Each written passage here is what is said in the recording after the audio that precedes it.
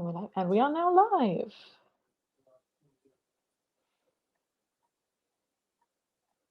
Hello, everyone. Thank you for joining our Finlandia Trophy recap. We are doing this a little later because there has been, well, A, because Finlandia feels like it's still happening in some ways because the controversy of this Grand Prix season feels like it's still happening. Also, because I was in Finland and had to get home and recover from that. And also because we've had a bit of a rotating cast of people we thought were going to be guests who, for a variety of reasons, were not able to be our guests this week. So instead, you get the two of us with two other members of our team who are currently making their way to us to be able to join. And so we're going to be maybe a bit more able to be controversial. I think this is the silver lining, is what I was feeling, is that everyone who was potentially going to join us, who has a ongoing role in the sport in some way or other, also then has to think about what they want to say on a live stream. Whereas we are not as inhibited by that, so maybe we can have a more frank conversation. Hopefully minimal technical difficulties this time because we had a fair few last time, but at some point Ellie should be here, and if any of the hosting goes wrong, she will take over that. Wonderful. Yeah, it was a really fun event, I would say, overall, despite what was some, or I don't even know if despite, like, it was a really interesting event to be around at. I did not see as much of the actual competition as I would have liked to. So there's going to be, when I say this program was my highlight of the whole event, please take that with a slight asterisk that I maybe only saw like 2 or 3 programs of each discipline actually in the arena. But it was a very interesting event to be at and to be in the mix zone and talking to teams and to skaters, because there was a lot of interesting things going on, and just it was a good vibe, though. I feel like it was a lot of I enjoyed spending time with other media that were there and other folks that were there. I just felt like it was a good atmosphere. I always like being in Finland. Yeah. It always kind of gives like the impression of a good competition. So we'll start Other with the than some pairs. music, I was gonna say, other than some music issues, it usually seems like a Oh very god, well yeah. organized competition. Other than Luna's music not working in practice and Natasha's apparently draft from like July being played. Yeah. Do you want to Pairs introduce the didn't have any of that. Yes. So let's talk about pairs. So we had Minerva Fabian Haza and Nikita Volodin as our gold medalists here. Alisa Afimova and Misha Mitrofanov as the silver, and Ellie Kam and Danny O'Shea for the bronze. Yeah. I feel like, yeah, this is after a very tightly contested short program where it kind of felt like some people did good, a lot of people were making mistakes. Everyone was very like neck and neck. We all obviously thought that Minerva and Nikita would win, but it wasn't as much of a runaway victory as we expected it to be.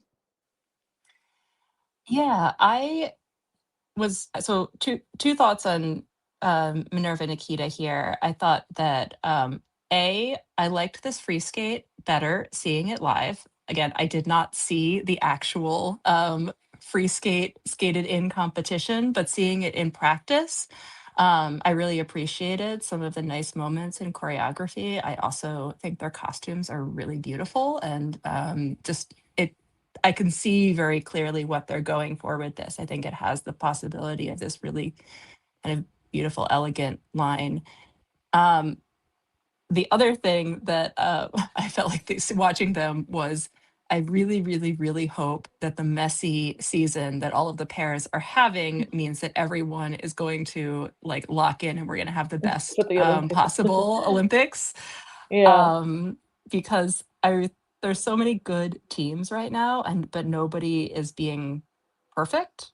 Nobody is skating clean yet. And I'm hoping that that means that everyone's kind of pushing themselves and it'll lock in by the time of the Olympics. But um, yeah, I think we haven't seen yet. Like, I feel like for Minicky, but for so many of the teams, I felt like this has potential and we're not seeing the full potential from you yet. Yeah. I mean, I know we heard about the fact that Nikita had been having a blade issue, and I think we can attest Yeah. like the fall and the messed up spiral to that, because those are mistakes that he typically wouldn't make. Yes. So I mean, Yeah, for yeah, sure. yeah, And yeah, I mean, and it was interesting. Again, there were a couple skaters who had blade issues at this competition, between him and poor Hale Solevko also, having to replace oh his blade yeah, right before the competition.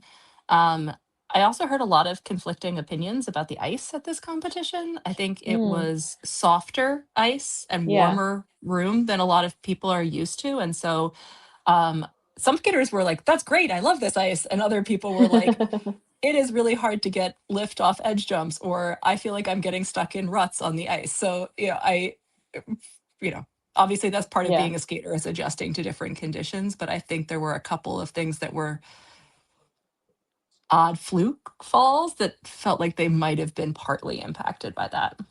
yeah. In my opinion, Leo and Trent should have been second after the short. Their short was really great, and they were the only ones fully clean.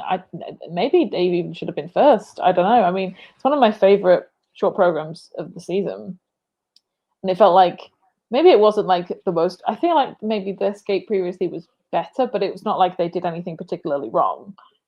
Yeah. But yeah, I mean, considering everyone else made some kind of mistake, I would have had them higher. Yeah, I fully agree with that. I was impressed with their short. Um, I was also impressed here with Ellie and Danny. I thought that they looked like they had a few mistakes here and there. They weren't as good in the free as they were in the short, but like um, their throws are looking so much more solid. Yeah. Just, again, they're not, I'm not saying they're the best throws in the world yet or anything, but like No, yeah. I'm no longer feeling like I expect it Scared to fall every time, like. every time. And the thing, it's really interesting for me having, just hearing them say so much of that is just mileage. And it's like, how many times, you think, okay, how many seasons have they been around now? Some people seem to get their throws right away as new pair skaters, and other people it takes longer. But I do feel like, okay, that maybe if this really is just a matter of repetition and timing, and they're finally getting that confidence to know that it's going to work more, then hopefully we'll continue to see that positive. Yeah, for sure. I mean, she's like, I think she was 4 for 4 on free skate landings on the Grand Yeah. Prix, and I was extremely proud of her for that, because I don't want to say I'm pessimistic, but I'm not expecting her to land every throw. So like, it's good to see that improvement. Yeah, I mean, it's going to be interesting, so thinking about some of the different, battles that we're seeing set up here, that with both of the American teams doing pretty well here. That's continuing to set them up, I would say, as the top two teams when they were looking both at different points like they might be a little bit vulnerable. It was really nice to hear how happy Elisa was about skating in Finland and getting to skate well in front of, friends and family, and feeling that. So that was a nice thing talking to that team. And then Yeah. I worry about Leah and Trent a little bit, because Yeah. I've already said at great length why I don't like this free skate. um, Yeah, but and it's still I do really it like got this worse, not team. better. Yeah, I do really like this team, and I really Yeah. think that they are. I do still think that they are stronger overall than um, um, Laurine and Etier. However, at this point, it's I going to wouldn't be be fairly close. surprised if it comes down Mm. to, if it comes down to nationals. And I don't think it's a lock for, um, unfortunately at this point I mean, for one Leanne team Trent. has a better momentum right now than the other one, and it's not the Yeah, one you would expect. yeah, yeah, It's also difficult because obviously their partnership isn't incredibly long, so it's hard to like go back into their repertoire of programs and maybe go back to this one instead. Because like Gladiator was a good program, but you don't really want to do Gladiator when Riku and Ryuichi were doing Gladiator, because then you're exactly. welcoming a comparison that you don't want to be compared to that team. So yeah, it's hard to know what to do. You can't really get a whole new program. It's kind Yeah. of too late in the season to get a whole new program. Yeah. I liked them. I liked the program that they had last year. I actually thought that Yeah. that kind of tango worked. Last year, I felt like their programs were pushing them kind of outside of their comfort zone, and I was surprised at how well they developed into it. This year, it feels a little more like solidly in what we would expect from them, and Hmm.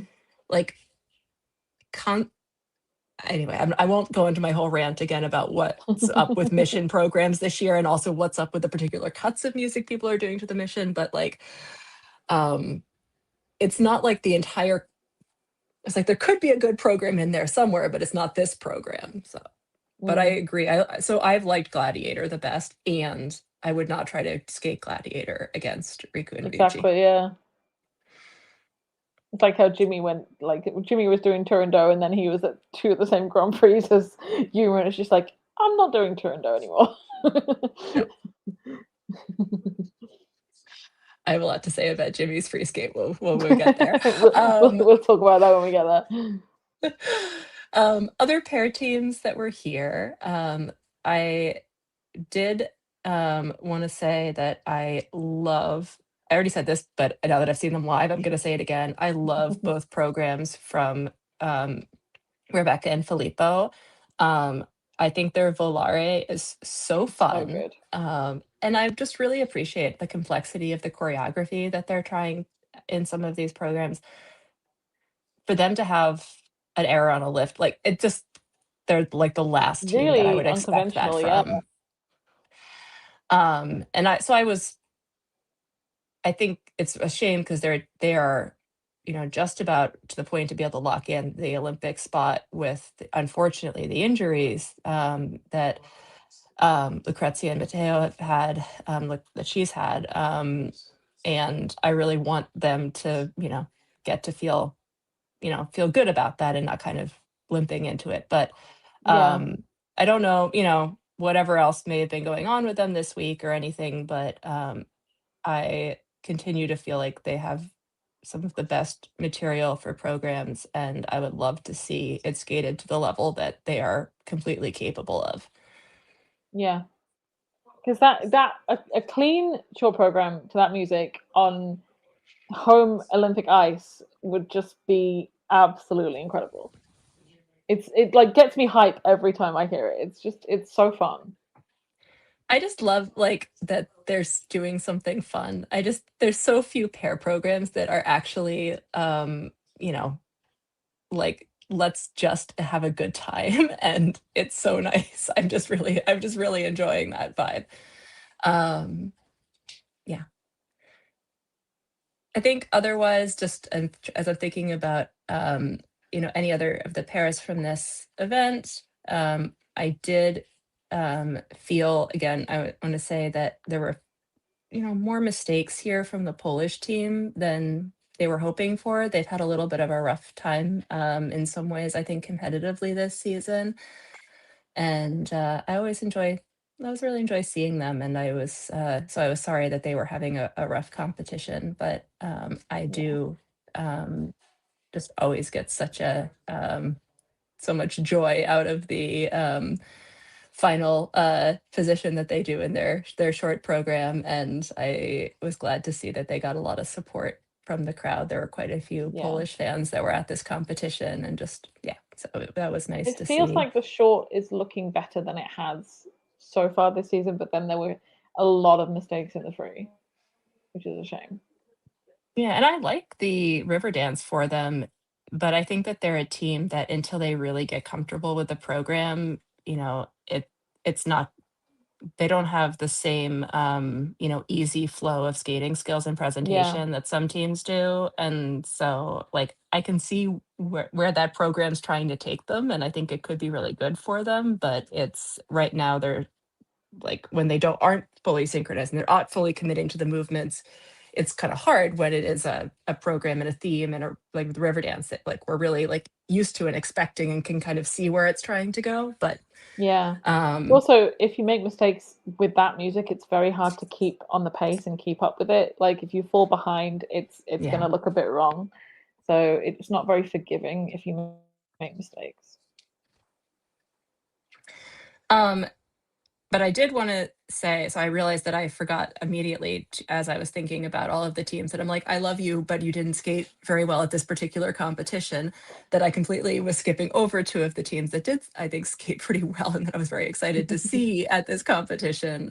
So the uh, Chinese team were just as impressive, if not more, seeing them live.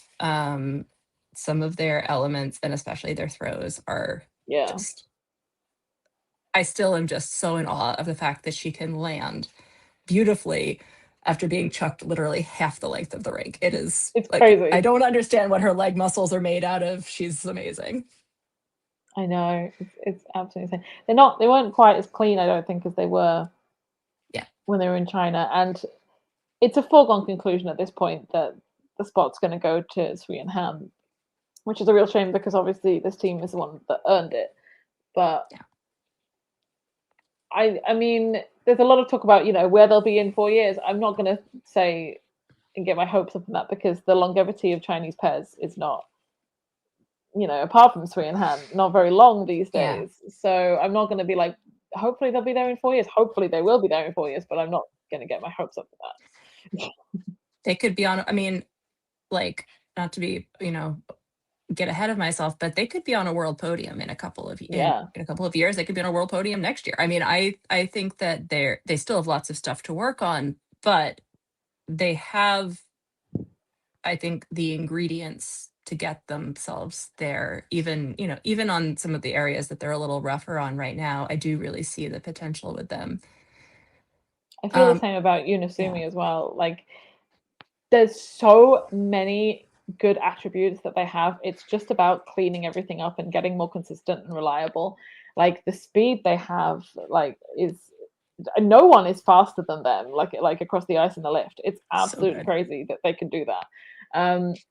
It's just about getting the throws and the jumps consistent and making everything a bit more polished. But with maybe potential teams retiring or maybe not being up to the standard that they could be in the future, like that is a Yeah. team that could easily like break out and make their way towards the podium.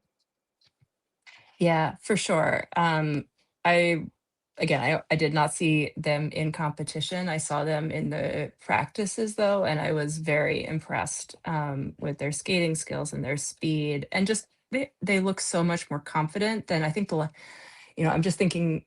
I don't know if I saw them other times last year. I probably did, but like the time, but what I was remembering was seeing them because I was right up close to the boards at the John Nix competition in fall 2024, and they had a really rough competition there. But I just remember thinking like, oh, this team has a lot of potential, but they look so messy and so kind of not comfortable in themselves, and so seeing them be so strong here, it was really really wonderful. So Chloe was our other reporter on the scene, and I not to get ahead of telling the story before she gets here because she's hopefully joining our stream here as well. But so she had a bunch of stickers of a lot of the Japanese skaters of ours that she'd made, and that Yunosubi saw the stickers on that somebody else had on like a water bottle and asked about them, and were directed to Chloe to go get their own copy of the stickers because they really wanted them, and they had a very That's so nice cool.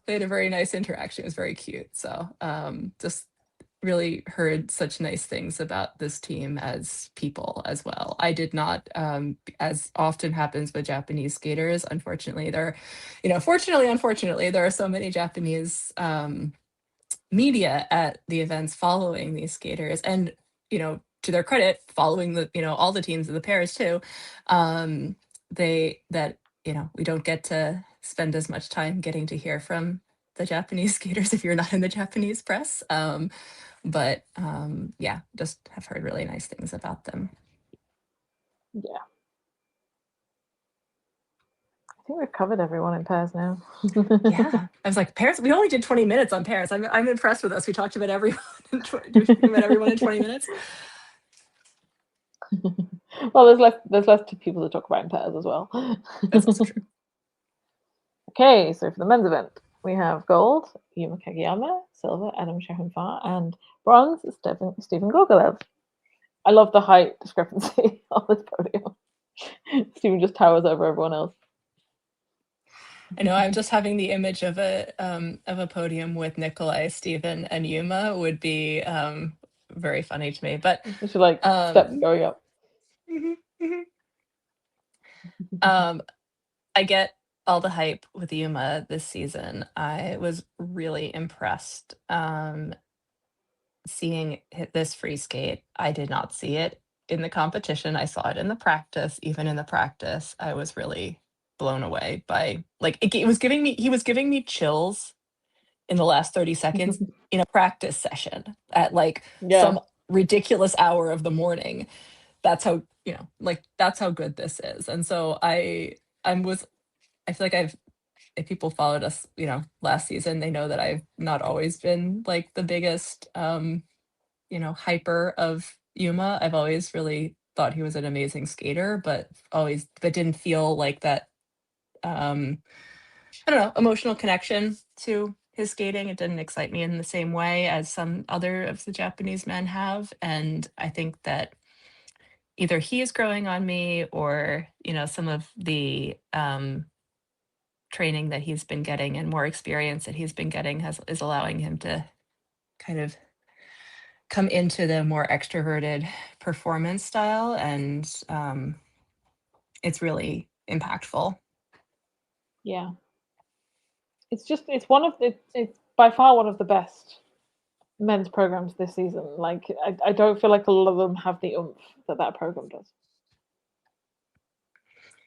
Yeah. And, technically there were some, this was not the best competition for him. There were some errors. And I think it was one of the things that was interesting, hearing him say that, like, kind of knowing that after the short program wasn't so good, it was going to be hard for him to also then have a good free skate.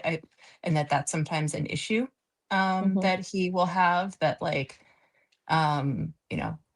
some people are like, oh, you have a rough short program, you always fight back in the free skate, and you see those people, those patterns. That for Yuma, it's a little bit more like, if it starts hard, it's kind of hard for him to reset. Obviously that's something that he'll work on with his team, and hopefully isn't too much of a pattern. But I just thought that was a bit of an interesting insight. I really enjoyed having a conversation with Carolina Kostner at this event, and so I'll have an interview with her coming out later. But it was really interesting getting to hear from her about the experience of working with Yuma. And one of the favorite things that she said was that, I asked about, do you feel stifled, or by the fact that you can only get so high of a PCS score, and you're kind of chasing after ever decreasing marginal returns in that area compared to the technical part. And she kind of went, well, maybe, but I have a list of things, this long, that I want to work on with Yuma. And it made me laugh. But I also love that she could be like, he's this good, and that makes me want to push him in all of these other ways to keep trying to get better. And yeah, it was just I could see in how she talked about working with him, what a positive thing that it is for both of them. Yeah, I think it's really benefited him having that kind of outside perspective that's not just his prior coaching team. I think Carolina brings a wealth of experience and just a different point of view. For sure. I was glad to see that Adam is looking a bit more technically stable here. It's not maybe not 100%, but not in the kind of shaky condition that he was at the start of the season. I'm Yeah. still not really sold on these programs. I don't hate I them, know. It's a but shame. they're a little I'm like, they don't spark for me. They kind of It my feels mind kept wandering while I was watching them, and I was thinking that's not a good thing. I also kept thinking, wait, where's Adam when he was over at the side of the boards, which also was kind of funny because I was, which is actually one of the things in the program that is cool, the way he starts on the side of, like, I get it. And also when I was watching him, especially in the practice, I was like, wait, where did he go? He's not on the ice. It feels almost like it's trying too hard to be highbrow. Like it's trying too hard to be meaningful. Like his programs at the last Olympics should have been more viral than they were. They were like really good programs. And Yeah. I think it did like show him off well and like get people's attention to him more than he had prior to that. But they were like Star Wars and everything. It were really like fun programs that really like showed off the best of his work with Benoit as well. This feels like it's trying too hard, like the whole creation of Adam concept, and nobody likes that short program costume. I pray to God he gets something new before the Olympics because it's not showcasing him well. It like like the concept is trying too hard to be highbrow, but that costume kind of looks, I don't want to say cheap, but it just doesn't reflect what he wants it to reflect. You don't need to have like spray painted on abs. You're like an athlete at the top of the field. It's not Yeah. necessary. Well, and not that I want to pick on Adam too much here, but I do think that I'm a fan of highbrow programs. I'm a fan of programs that have something to say. I keep thinking, but what, that there's a concept to it. But what is this Exactly. program trying to say? There's a Yeah. concept, but what are we supposed to take from this? It feels very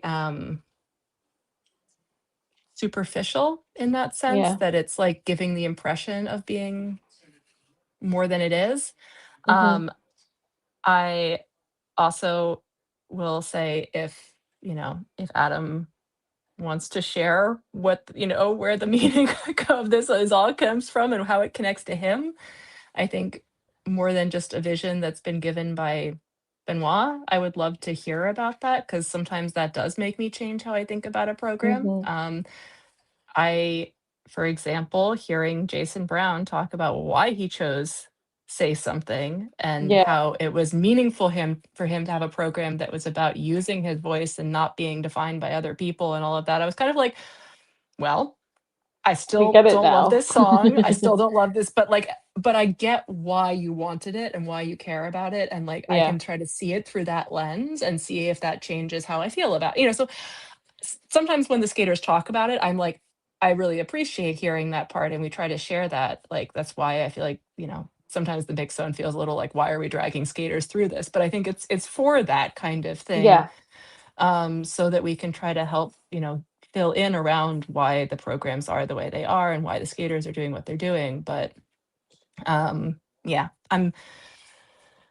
maybe we'll see more of this from Adam, but so far I'm not thrilled with these programs. Yeah, I feel like if you have to over explain why you're doing a program, it's not landing as originally intended.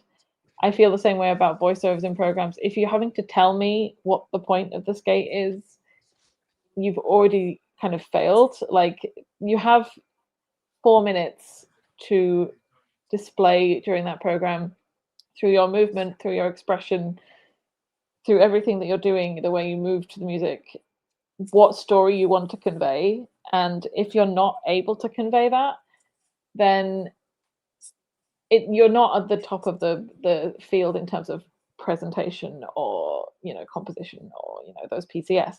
You have to be able to show people through that skate what you mean.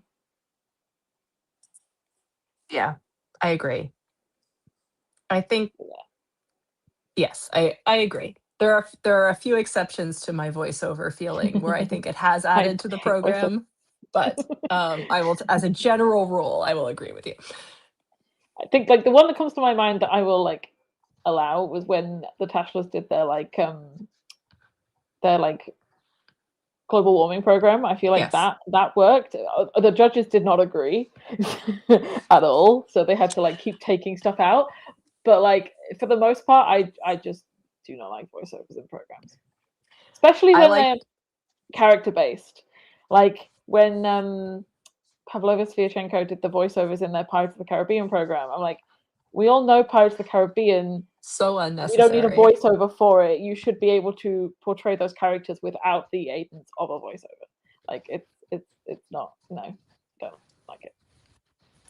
All right, I'm gonna say that I do like the. It's honest. Actually, no, I'm gonna say this is not a voiceover. This is just a program that was a spoken word program. I really liked the program that Papadakis and Caesarone had. That was the Forest Black. So that's my like. Speaking of like enjoying pretentious concept programs, I I really don't like liked that pretentious program a programs. lot. I do not. I do not like. I do not like pretentious programs. I don't But like yeah. I like lots of programs that are the complete opposite of that style as well. But I as we will see. But no, I do like that one. Stephen was really impressive here. Sorry, I'm gonna keep going back, I'm gonna Yeah, slide my way back around here. back into the podium. Back into the podium and not just talking about our general opinions, but yeah, I think he and Roman are really pushing each other, and this like Yeah, sending them to the same competitions thing seems to be going well for both of them. it So is. it's a shame we can't send both of them to the Olympics because they'd I probably like both know. end up in the top 10 or something. Oh God, imagine. I'm still more partial to Roman style than Gogolev style. I know Gogolev obviously has the better technical display, and like we're at the point where Roman has essentially reached the limit of what he can do. Um, but I am always going to prefer Roman's Agreed. interpretation of a program to Stevens. Agreed. I really enjoyed. I mean, Roman's free skate this year feels like how could you possibly have a program that's like more Roman? It feels like it's like all of the things about his skating kind of like distilled into one program for me, or like how I think about his skating anyway. I wish he had a costume that felt a little bit I don't know. If his costume feels a little juniorish to me, and I think sometimes it's hard to have like a costume that's like white with a color like that and not have it look a little tacky. Yeah, I That quite like the that color, is but I understand what you mean. that is an extremely superficial comment. In that I thought that if you put Roman and Steven up next to each other and said which of these skate, like how their costumes make them look is how kind of different from how I feel like their skating makes them look. And that is, purely silly aesthetic things, but I wanted Roman to have a slightly better costume because it kept distracting me during what was an otherwise gorgeous program. Yeah, I get that. Oh, I was just looking at Matteo and his placement here, and it just makes me so sad. I just, I want Matteo at the Olympics so bad because I know he's one of the few people we know is retiring. Yeah. Oh, I know. I have so many feelings about it. I mean, this was not a good competition for him technically at all. I know he was happy that he did at least The get second, the quad second in the quad, second yeah, quad in that free skate. Like, so I'm glad that he could find something as a positive to yeah, take from this in terms of the next steps. I believe he's competing again this weekend. There's an yeah. He's Italian doing test talent skate. trophy. Oh no, he's doing Talent Trophy. Okay. Yeah, Um, currently he's not off the list, so they're supposed to start tomorrow. So okay. Interesting. I know I'm speaking of things that are very confusing, who's actually going to Tallinn? Who's actually going to Croatia? There's also an Italian test skate this weekend that has a lot of Yeah, people on the because he did list who are say like in also the mix like, zone he would be competing somewhere, but he wasn't sure where. yeah. I mean, Let us Daniel was know if, obviously originally on the list of Tallinn. He's come off now because obviously he's preparing for the final. yeah, So, but Corey's still on the list. So both of them are yeah, going. yeah. I'm sorry. I'm just laughing because it was like, anyone have a Matteo sighting? Like, want to tell us where he is? Is he on the way to Um, Tallinn? is he in Tallinn? I mean, his He should be program's in Tallinn by tomorrow. now. They're competing tomorrow. So I would say it doesn't take that long to take the ferry.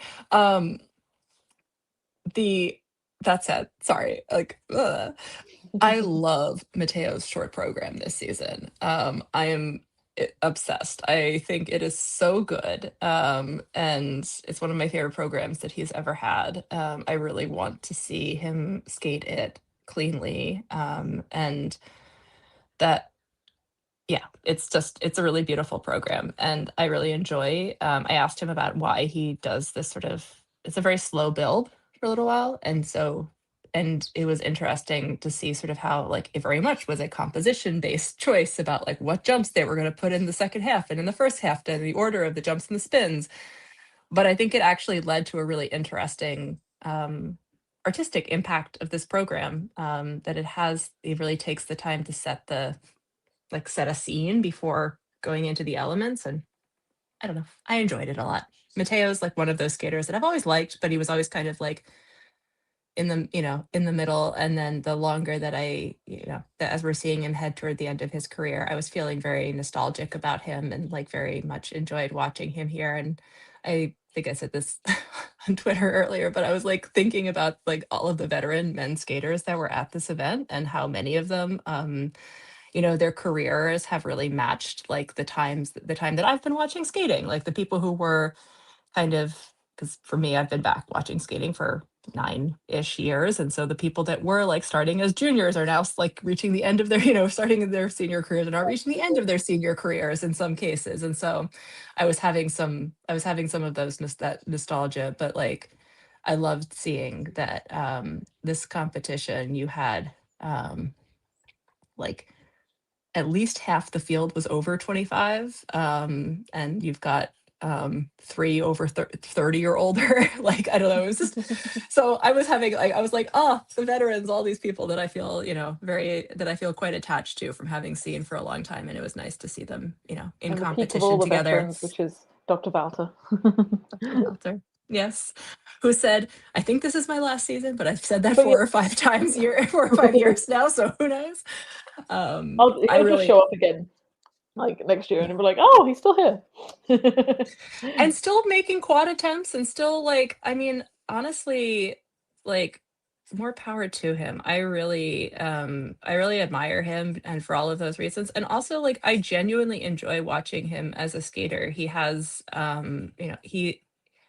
he's gonna skate slower than a lot of the other people. And he's not gonna have some of the same, you know, ability to be flashy. And I always just, he always kind of sucks me in when I'm watching him, and I really appreciate him from, as a performer as well as for his story. Yeah, agreed. Um, Running through some of the rest of this kind of crazy, amazing field of men that we had. Um, I said I wanted to talk about Jimmy, and I really do. I really enjoyed both of Jimmy's programs, and um, I would I wish in some ways that we could see Jimmy skate these programs with zero competition pressure because Hmm. they're such good programs, and he's holding back in them a little bit because he's trying to, land a quad and triple axles that are Yeah. not always happening. Um, and so, like, we were having when people were saying that they wanted Orihara Pirinen to be at the Olympics as like the, halftime entertainment. That's what I was feeling about Jimmy. I was like, please, can we bring them? Because genuinely, after Jimmy skated, it was like the crowd was so hyped and ready and having like the best time, even at the ridiculous like 7:30 in the morning practice session for the men's free skate. people were like were clapping along in the audience, and like the other skaters, like you could see the energy like come up among all the other skaters on the practice when he was doing his program. So yeah, it's is this highbrow? No. So there, I can like both the highbrow conceptual programs and Jimmy's. Like all of the 70s gay anthems programs all in one go. But I really enjoyed it.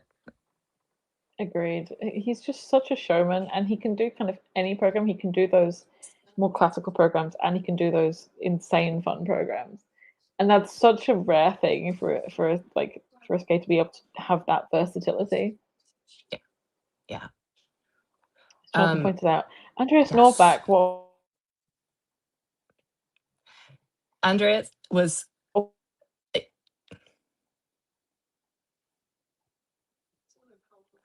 Uh-oh, we either lost me or lost Lois for a second here. I'm going to keep talking on the assumption that it's Lois and not me that's frozen, but if I'm wrong, sorry. But seeing Andreas hurt his hand, and where I was sitting watching, and this was one thing where I actually was okay. Yay. I was saying that I could see. Oh, hey, Chloe. Chloe. Hello. Yay. Sorry I'm late. Don't worry. Hello, no worries. We're just in the middle of the men. Okay, I'll listen then. No, I was explaining this. Chloe and I were sitting next to each other and watching Andreas getting his hand wrapped up with the bandages after he cut it during the 6-minute warm up, and that was one of the more disturbing things that I feel like that I've seen in a skating competition. I honestly nobody really don't think understood he what was should have going on. skated. Yeah. Yeah, it seems crazy that they allowed.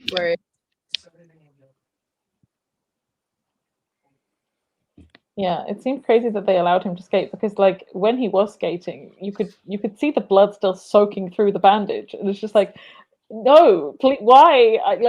I'm so glad he didn't fall, because what would have happened if he had to use that hand to land?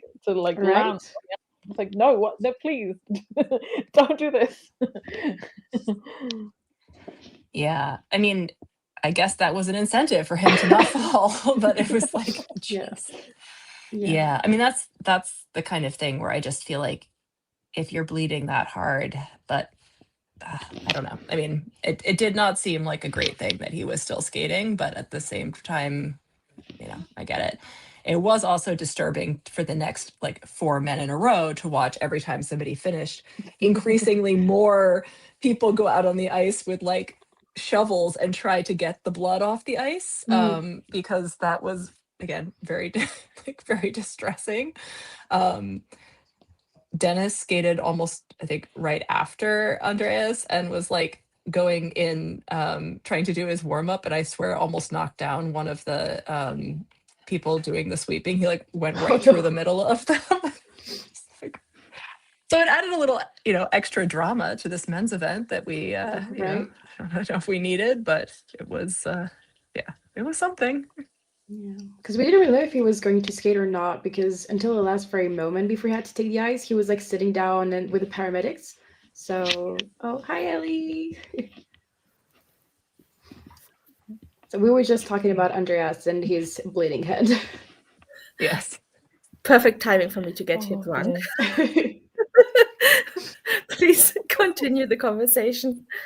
Yeah, it was just a bit worrying to just see like the blood was not stopping, and he was just there with the paramedics. So until the last very second before I had to take the ice, so nobody really knew if he was going to skate or not. So it's been very stressful. Yeah. Definitely. Also, I, like Melissa, prefer uncursing the ice with clean skates and not blood rights. Yes.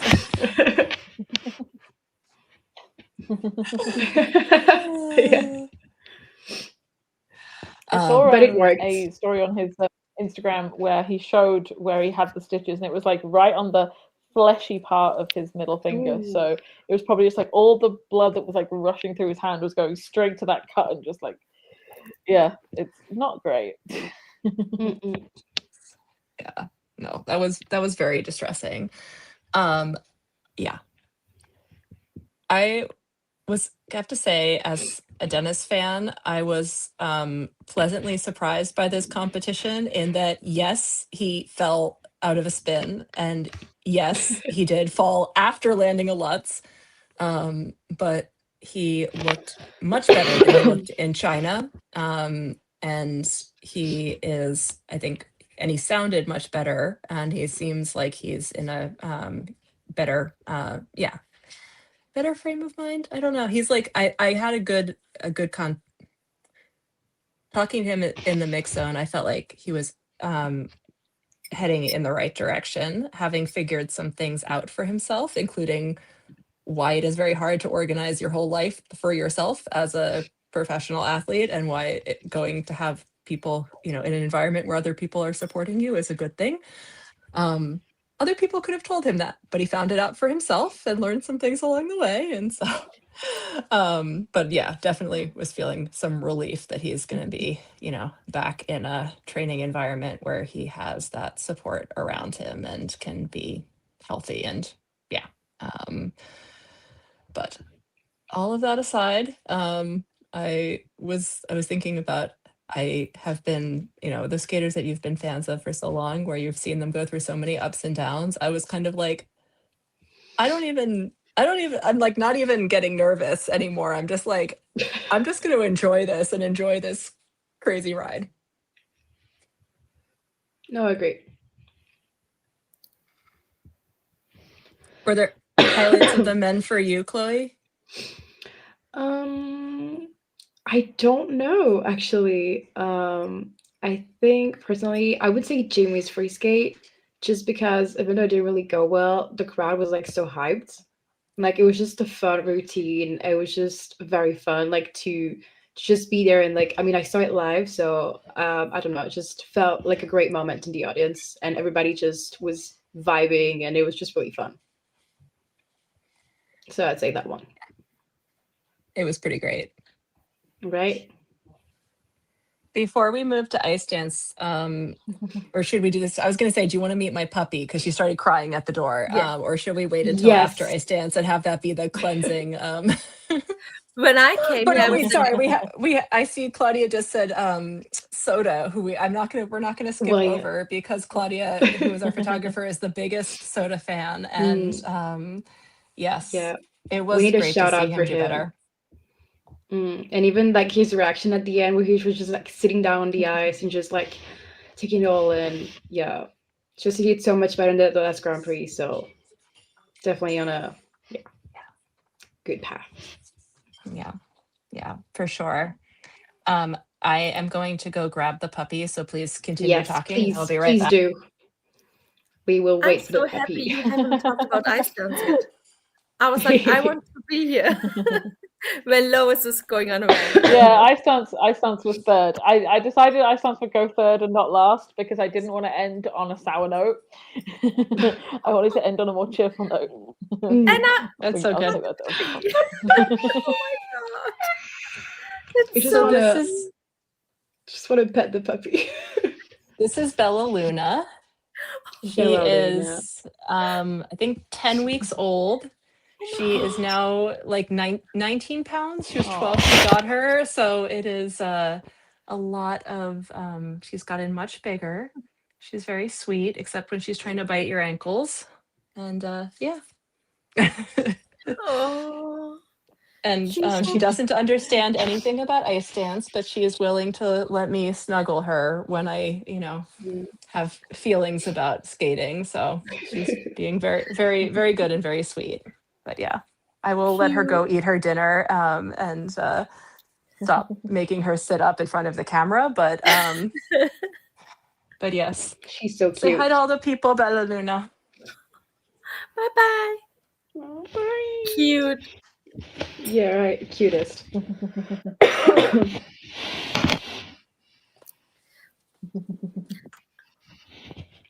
And now we have ice dance. Yeah, sorry for the abrupt. Does anybody want to introduce?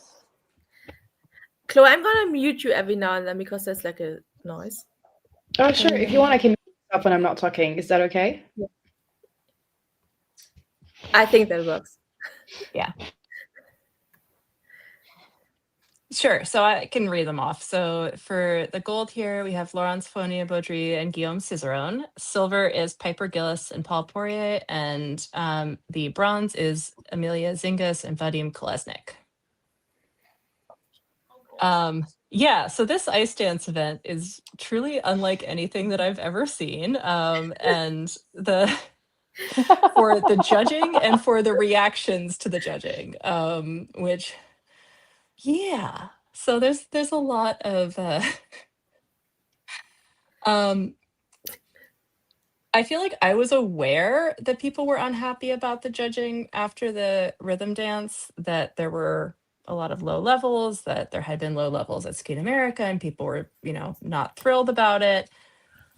I don't tend to go to the press conferences when they're the last event of the night unless I have something I want to ask people specifically, because usually they're recorded and usually they're not that interesting. And I had friends at the event that I wanted to go home with, so I left. Turns out I skipped like the one press conference in the history of ice dance that has ever actually been interesting. So during that press conference, then Piper and Guillaume both said quite a bit about their frustrations with their scores, and in particular with the levels that they were getting and some of the calls that they were getting. And I think even more so that there was a big, just this big sense that there's a disconnect between what the skaters want, what the coaches want, what the fans want, and what the tech committee and the judges, but especially the tech committee, is pushing. And that I think has come to a head because the skate, because when you have the head of the ice dance technical committee as your technical controller for 2 events in a row, it becomes, the distance between what the committee wants for the rules of the sport as a whole and how it is actually being judged in the, out in the field, that any of that distinction starts to disappear. And so then, it feels like the competition itself feels like a referendum on the whole state of the sport. And truly, Sean Retstead has no one to blame for that but himself, because it is the tech committee that makes the recommendations about who the technical panel should be at the ISU competitions. So he essentially, it's had to be signed off on by other people, but he essentially assigned himself to this role. So he put himself into this position with this power and is now experiencing the backlash from it.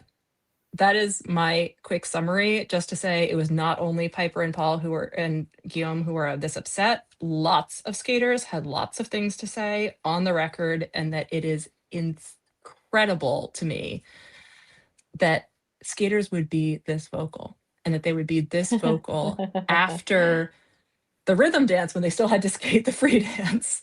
So I was really impressed with the skaters that were willing to speak out on the record and are continuing to do so. Piper is still sharing things. I love this question. Me years ago. You are saying years ago it should have gone? Yeah, me years ago. I went on a whole rant in our private chat the other day about how the discipline of ice dance has changed and become too easy. And now with Sean on the panel giving everyone level 1s and base levels for the elements that do require proper skating. Yeah, I'll agree, maybe they don't deserve level 3s and 4s. But the problem is that everyone's skating has gotten worse because you have infected the sport with about 6 or 7 different choreographic elements and taken the pattern out of the rhythm dance. So nobody has like a direct comparison between all of these teams on their skating and how well they can execute that skating, because you wanted to promote teams and push them up the rankings who don't have good skating skills and wouldn't be getting those levels if you still had those elements in the programs. And you decided to just put a million different choreographic things that don't have any technical basis in skating and are just there for flash and show and don't actually show off any of the technical skill that used to be what ice dance was based on. It used to be considered the most difficult discipline because it had the most difficult footwork. Like you couldn't just say, "Oh yeah, just stop doing singles and move into ice dance," because that was considered extremely difficult. And now it's not that difficult anymore to do that. So yeah, Which no shade I have at a all lot to to Amelia say. Zingis, who is an She's incredible put in a skater. massive amount of work, and I give her so much credit because I even said when she was a single skater, I was like, she should really try out ice dance because like she really has incredible footwork. So like I was on that train before many people were, but the fact that somebody has been able to switch from singles to ice dance and make the Grand Prix final 3 years later is something that should not technically be possible, in my opinion. Yeah. Yeah, I think you really hit like the nail on the head there, Lois, that it's not the low levels or the choreographic elements by themselves so much as it's the combination of the person who's been taking away that focus on technical skating, then as a caller being strict about it, that is particularly infuriating in this, and like making all of this come to a head. it just seems hypocritical. And then to see, and I don't feel qualified to engage. And into criticism. But yeah, it kind of feels like Sean thinks he's immune to criticism and that any idea he comes up with is the perfect idea to take the sport in, despite the fact that nobody thinks it is. Yeah. I mean, I don't feel qualified to judge about whether he is being biased toward particular teams or why. Mm-hmm. I mean, I think I've seen people say that he is biased toward Chuck and Bates. I've seen people say he's biased toward, Amelia and Vadim.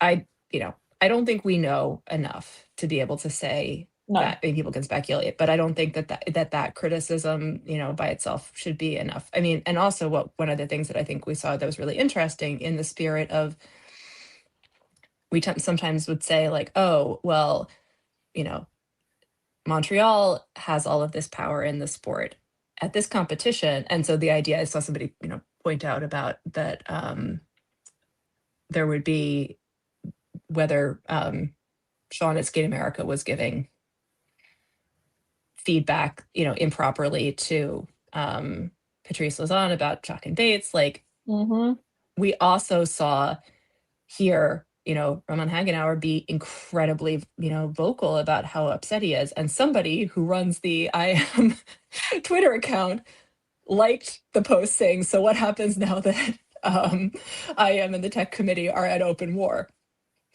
And of course, the person who tweeted that was then shared that. You're also not, though, because like David Molina is on the tech committee, and consensus is that David Molina is, I don't want to say an IM plant, but in association with IM, and that he has a prior good relationship with Marie-France and Patrice. I don't believe anyone on the tech committee should be on a panel at this point. I agree. I think there is far too much ethical conflict of interest. You can be a coach or whatever, or a choreographer. I don't think there's an issue with that because you're not influencing the results at a competition. I don't think anyone should be on a tech panel or a judging panel if you are on the technical committee. It opens up way too many issues. I completely agree. And I think that there's this sense of like, yes, make yourself available, go to the competitions, talk to people there, make yourself available. But I think there should be a real distinction between setting the rules and enforcing the rules. And that right now that distinction gets blurred in a way that makes it impossible for people to give genuine feedback to the technical committee that says constantly they're asking for feedback from the coaches and the athletes. But how can you give honest feedback if you're also going to be judged by that person in your actual competition? I think it's a complete disincentive to the thing that they say that they want. And I would feel that way even if they were doing a great job being a technical person. Yeah. If I remember correctly, there was even a change to the ethics rules this year in which they said that judges can't give feedback to a team or skater prior to an event. Like they can't contact a skater and say, I've seen you doing this, I think you should change this. Like they're not allowed to do that. They can only give feedback at the competitions, like when they're judging them. So like say they watch them in practice and say you should change this, you should change this, or after the competition, like stuff like that. But like they literally made a change to the rules that said that judges can't like contact skaters and tell them what they should be changing prior to an event. So why is someone like supposedly Sean like doing monitoring sessions for teams like early in seasons or something? Well, and so being there is allowed to give feedback.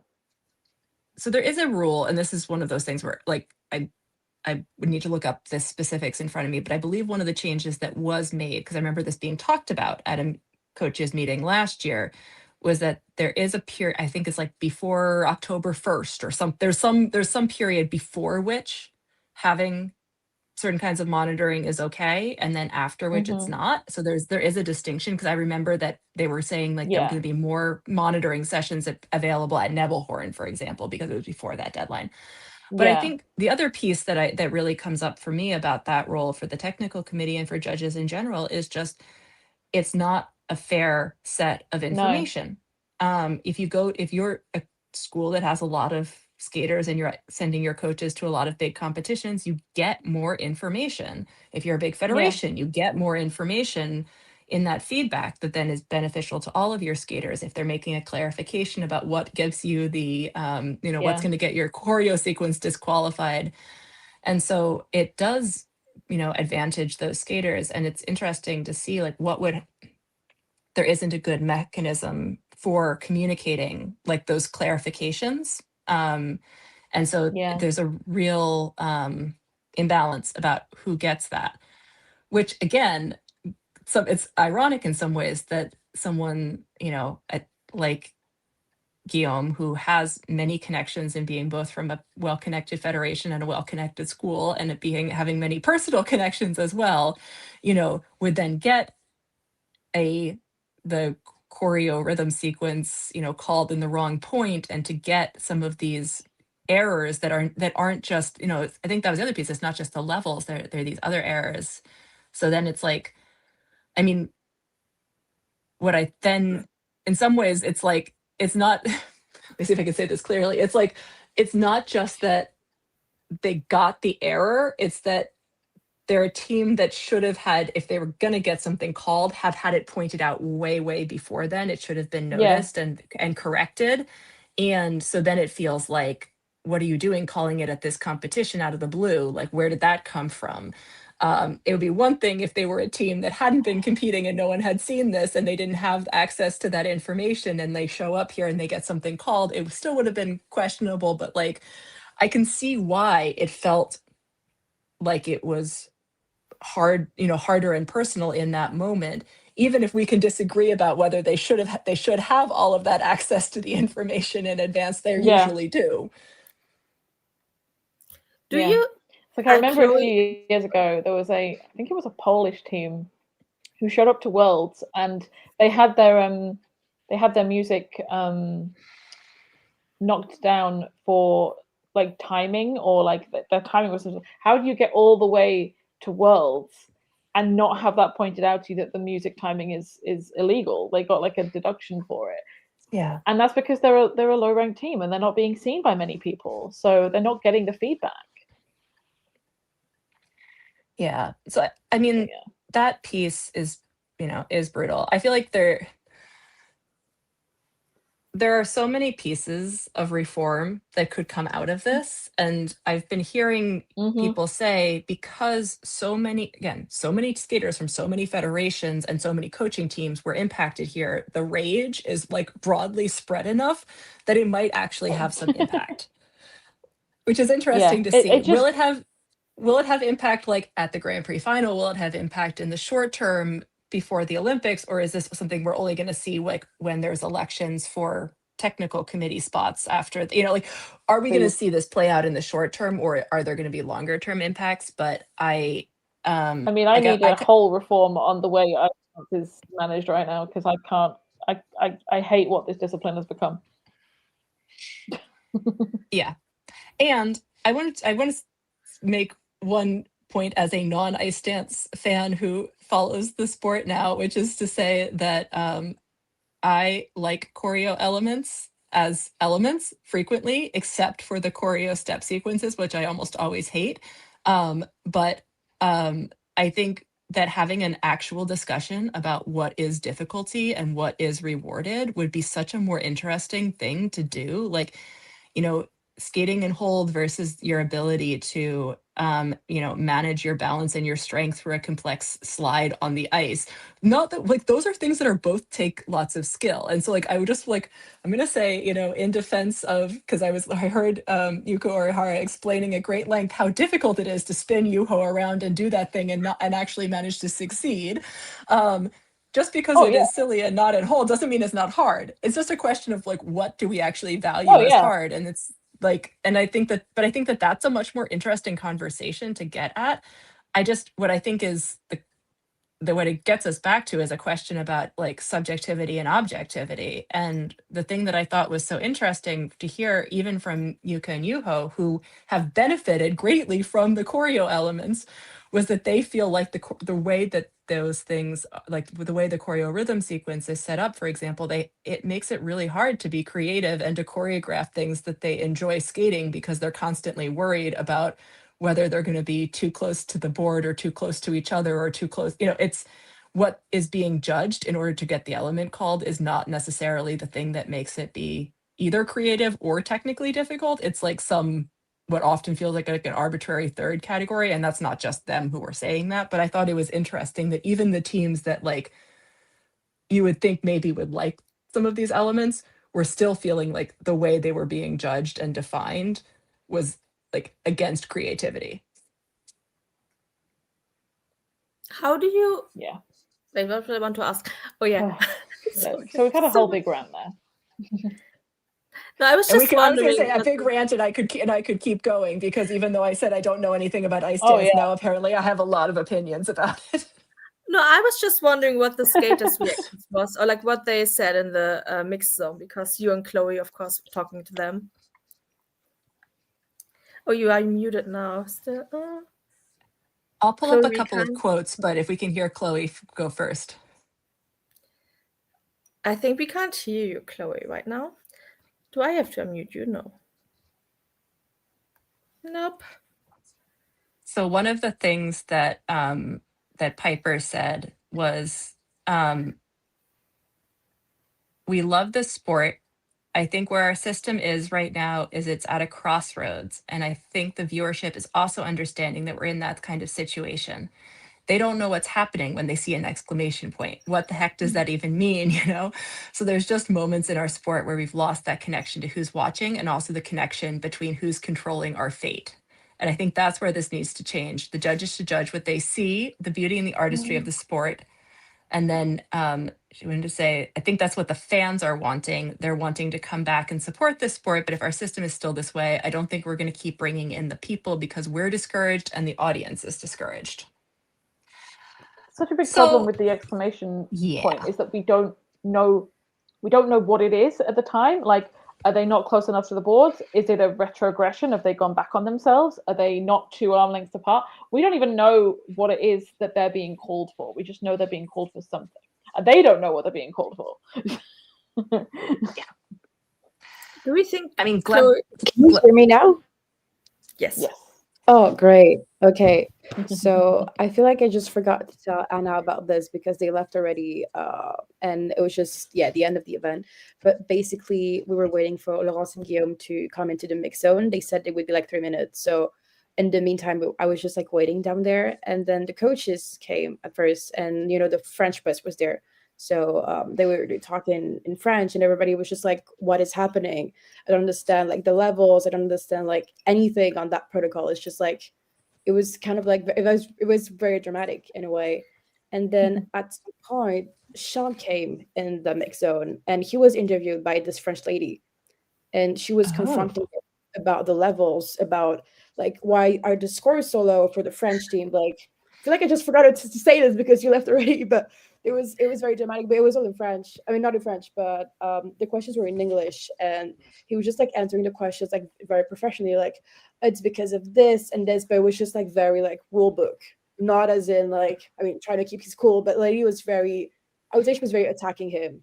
It wasn't like a interview. It wasn't like she was just like looking for answers, but like not in a polite way. Let's say she was very angry, and it was just like looking at her and was just like, oh, okay, like, can we, like, everybody was just like silent. She just wanted to get like her answers, I guess, but it was just very, I'd say, embarrassing in a way, because everybody was just quiet and she was just there asking the questions, just like kind of turning her down in a way, which is telling her like, oh, you can look at this in the rule book and, you know, all this kind of stuff. So not really like, she wouldn't really get an answer, but there it was. And then he left, and then the French team came, and he was just, it was, Laurence wasn't too like vocal about it, but Guillaume was very like, I mean, vocal about it. It was just, I mean, maybe, and I have the quotes, but I was just really asking him like, do you know why you got the score? He's like, well, you know the answer. Of course you know the answer, you know, you know the answer. So that was just kind of just, he was just like so out of it, as in like, don't like, it was like very unjust to him in a way. That's how I felt when the whole thing went down. I'm honestly shocked that Sean even came to the mixed zone at all and was even willing to answer any questions. I think it's just that he wasn't even gonna get in there. It was just like walking towards the exit or something, but she just like caught him. Like it wasn't. Oh no! She was just like, I have some questions for you. And like, I don't know how he. Wow. Oh wow! Because if I were him, I would be like, no. Like, would be like, no. And it's not even like she was asking those questions in like a very like a curious way, or like, I really don't understand, could you please explain? It was just full on like, yeah, full on attack mode. Interesting. Yeah. And he kept his cool, was just like answering like 5 questions. Then he was just like, okay, thank you, bye. And he just left. Basically, that's how it went down. I think he was, if he wasn't the head of the tech committee, it would have been easier to avoid that conversation. Like that's again a reason why you shouldn't be on that panel, because like if it was just a random tech controller, they may not even recognize them to like stop them, but like they shouldn't really be answering those questions to the press or to anyone who's around anyway. They should they shouldn't. Well, they should be like eligible to answer those questions, but generally they aren't. So. Yeah, this is one thing I have a genuine question about now, because my understanding had always been, but this is one of those things I'm like, is this a rule or is this a custom, that judges and tech panels were not allowed to speak to the public about scores and why they do things, that they're allowed to tell the coaches of the particular skater who, you know, if they ask for feedback after the event, but that they're not allowed to talk to the press. I did send in, because I'm trying to write an article mostly not about the specifics of the scoring, but about this, what we heard from the skaters, that they feel like they are scared to give feedback to the technical committee, because that they feel like the judges and the people who write the rules have no accountability to the skaters, and the skaters are only accountable to them, which is what Piper said later after the free skate. And this is similar to what Guillaume said, and that there's this divide. I wanted to, so I've sent an email to Sean and to the ISU to say, like, look, I know if you can't talk about the scores, but what do you have to say about that? I mean, and in general about being on the panel, because I'm like, if he's got an explanation for why he thinks that's of value, like, I may disagree, but I want to hear it. But I do think that it should be a real, like, I've heard him say many times that he really wants feedback. He wants the discussion. He especially wants the skaters to be able to feel like they can talk to him. And I think that if he has any, you know, genuine feeling about that he has to address in some way this, you know, this sense that the skaters feel like they can't speak. I mean, it doesn't surprise us that the skaters feel like they can't speak out to the judges. Like, this is skating, and we've known for a long time that people feel like it's a political sport and they can't share their opinions without fearing retaliation. But like, to have all of these people come out and say that, I do think that he should be held accountable to that in some form. And so we'll see if I get any response from him. Somehow I doubt I will, but I think that he should have to, to speak to this, and that the tech panels, like, anyway, I will stop ranting there. But I do think that there needs to be a better way for athletes to communicate. And I will not go into my rant about why figure skating needs a players association and a union, but they do. Because collective action is the only way you get out of this situation. I'll bring it back to another conversation that I started a comment before from Cassian, saying Lazary Lagar should have been in the Grand Prix final instead of Zingis Kolesnik. Based on skating skills, probably. Based on content of programs, no. Because I still hold firm that Marjorie and Zach have one of the worst rhythm dances of the entire field. So, and they did make a mistake at Skate Canada, so I can't say that they deserve a spot in the final based on how this Grand Prix has gone for them and their content. But that also goes back into a discussion of ice dance in general, in that teams who are really good skaters are having to select gimmicky programs in order to try and fit in with what they think the ice dance committee want them to be doing. Similar has happened to Guinard Fabry in that they do kind of very, what people consider boring, kind of normal programs, and then they tried to play into the whole gimmicky thing by doing the robot thing, and then they got absolutely trashed for it. So let skaters do more what they are comfortable with and what they are good at, and stop trying to put them in a viral box. Please. Yeah. I will say, this is not just an ice dance or a Sean Redstadt problem, but the idea of chasing what would make the sport be entertaining is not actually working. Like, let people be themselves. I agree. And also, the only thing that I would be very sad to see under his reign, so like, let's not throw the baby out with the bathwater here, is the push for open gender teams. Like, I don't think we should put that category, that thought, into the same thing, even if I would like to see lots of wholesale reform of the direction that things have been going. We want to talk about the skating. Yes, that's what I was just about to say. A little bit about the skating. I know this is so, like I said, I spent almost the entire time backstage. So how much of the skating did I actually see? Very little. Didn't really see much ice and skating either. I was sick, or I was just trying to get food. It was just a bad time. The ice and the free was a bad time for me. I was just sick. Lois, did you see any skating? I will say, I think I could talk about skating. I will say I think the Shibutanis have improved since their first event, although they're not what I consider on a level to be competing for an Olympic spot. I also think Maya is miles better than Alex, and that's not just me being biased based on people's behavior, but just I always think she's been a better skater and she's very good at projecting emotion to the audience. So I think she does a great job of that. I don't know why you would go back and do Fix You again when people are going to be making direct comparisons to how you skated a decade ago, which was better. You should have, like, even if you're going to do Coldplay again, I wish you wouldn't, but if there's been a hell of a lot of new music that Coldplay have put out in the last decade that you could have picked,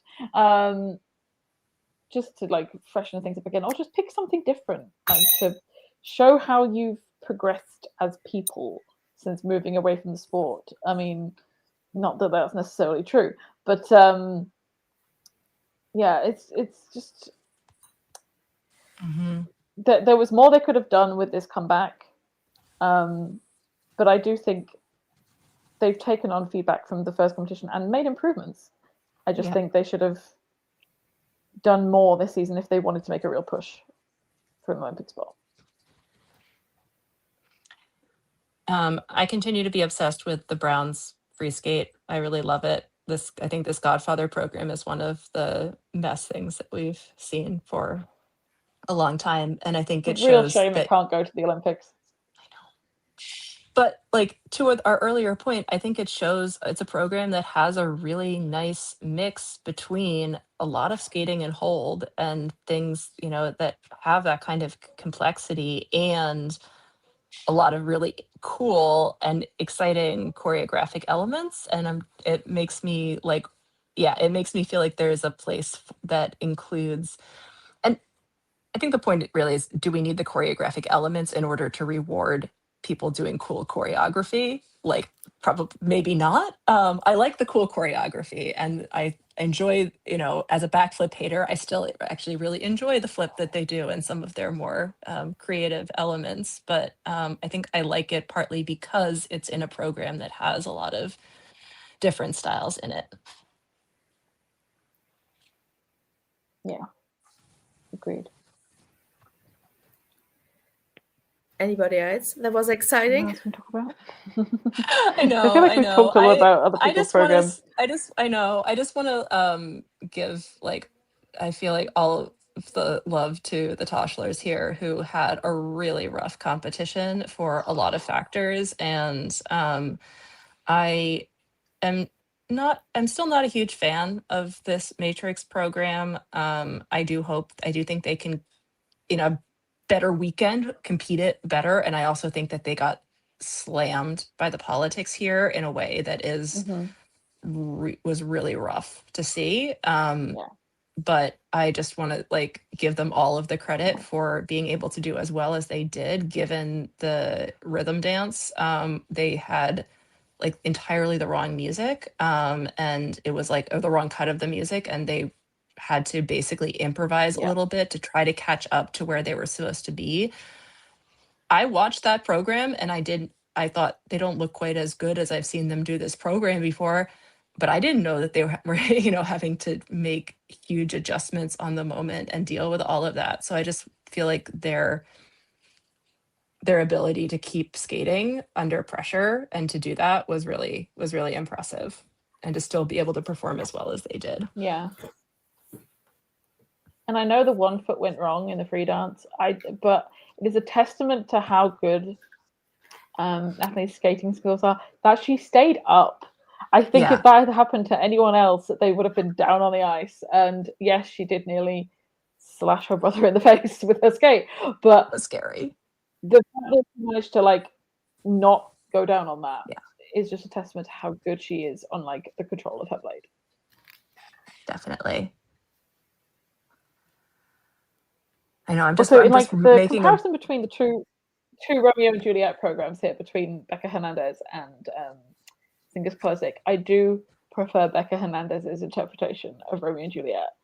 I don't mind like the darker style that Zingis Kolesnik are doing. I do think maybe it gets a little bit lost sometimes, exactly what they're portraying.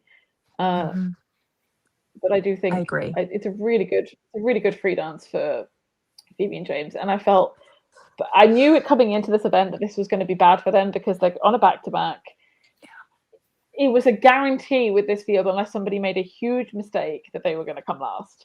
It's just a shame that those were the scores. I mean, everyone's scores were low, so theirs looked particularly bad.